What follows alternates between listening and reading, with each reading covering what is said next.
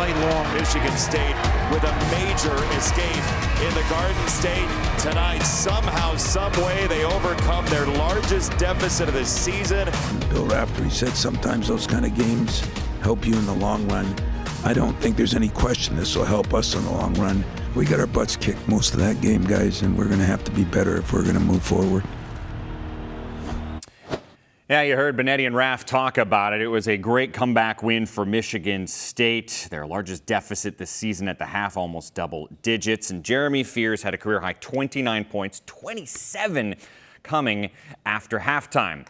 With that in mind, we're happy to bring in the winningest head coach in Big Ten history for this big interview. It is Tom Izzo joining us from East Lansing. And Tom, I want to focus on Fears because he's just been remarkable this year. You've had dudes who are great at finding their teammates. And I know in the last game he was great at scoring, but I want to start with his ability to find guys at the right time in the right place. How is he so good at that? When we start with Raph, I thought he did the best analysis of our team. You know, we escaped. That's what we did. But that was a lot because of Jeremy. You're right. He had a heck of a second half. And, you know, what people don't realize, he is scoring more, and everybody gets fascinated with that. But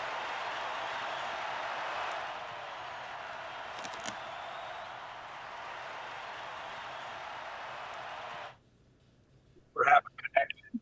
Jackson have a connection. Getting the ball to Cohen at the right time. But I think for Jeremy, he's scoring a little more because he's getting to the free throw line. But most important, he's getting a little better defense. He's a very good defender that I think needs to be even a little better, and he is being better. So he's been doing this thing when he drives, too, the D-cell, where he's going in full strong, and then he kind of slows down and stops up. How do you describe that particular move?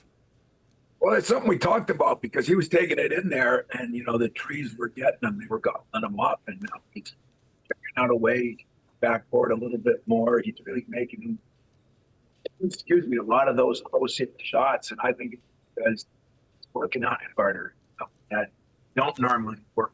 He has worked on it, gets him, and when he gets in there, he's making the right decision, making shots, which he wasn't doing early.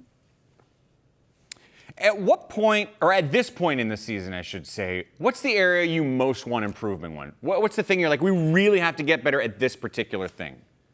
Oh, it's not even close. The turnovers. The turnovers have been a joke. And I say that about me. I say it about my team. There's just, you know, I use the tennis analogy. There's unforced turnovers.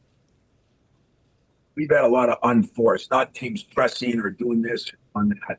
We just had some unforced turnovers, which means casualness, which means discipline, which looks bad for the coach and the players. And I think right now, I think we're second worst in the league.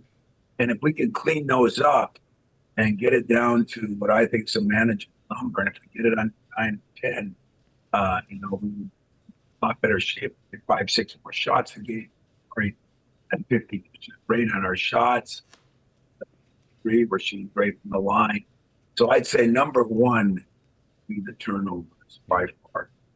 You know, one of the things I always like about following your teams through the years, Tom, is there's some guy who comes in and he just slowly gets better consistently year after year. And I feel like Jackson Kohler is the latest addition of a guy who was pretty darn good last year. But why is he taking an even bigger step forward this year?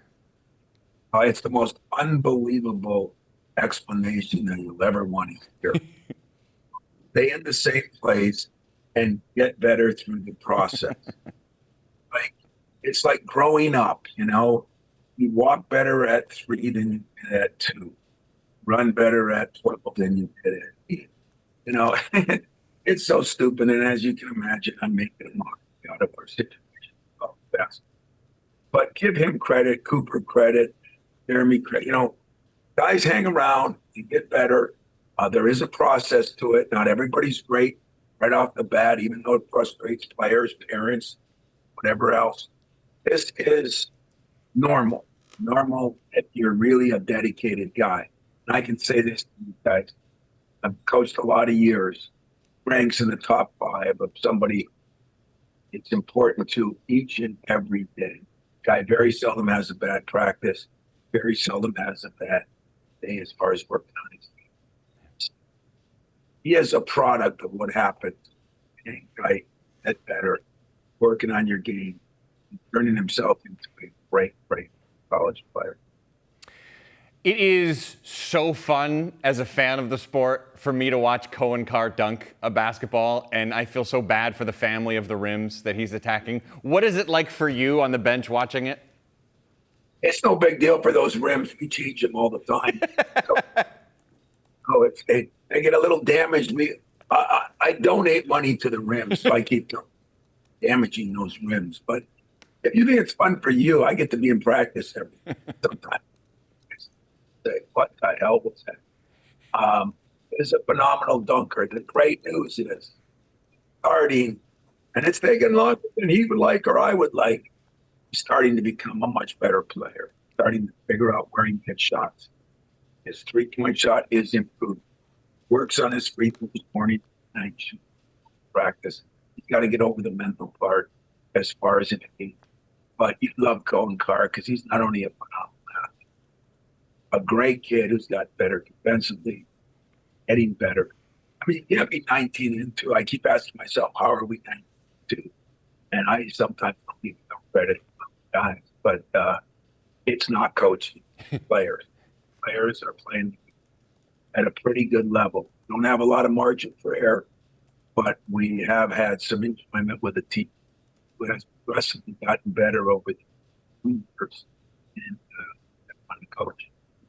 Last thing for you, Tom, I know you got to run. I want to ask you a non-basketball question. Since you and I have last talked, you got yourself a new football coach there in East Lansing. What was your first conversation with Fitz like? I put on boxing gloves. The guy's sort of nuts. I mean, I know the calm guy on campus, so this is a joy and a treat for me. But I knew Pat before a little bit, and then when things went wrong at Northwestern, I became closer to Pat. Talked to him a lot. Love him. He's just a great guy. I would have to say this publicly. Jonathan Smith was in a tough situation there, and love Jonathan too. And hopefully he'll get another job. He deserves another job.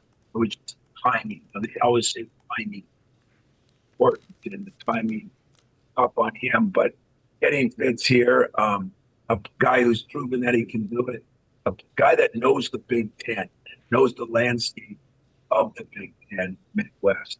And I think it's going to be fun to be the calm guy for a while because brings energy when he walks in my office. And I love that about him. It's like and yet to do a phenomenal job, guys, it's got to be top to bottom. And our president is really on top of things. We're making some progress there. And all of us got to help this because football is an animal of its own.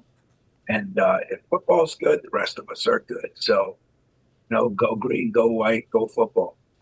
Tom Izzo, always great. Love talking to you. Best of luck against Michigan tomorrow, man. Thanks, man. See you guys later.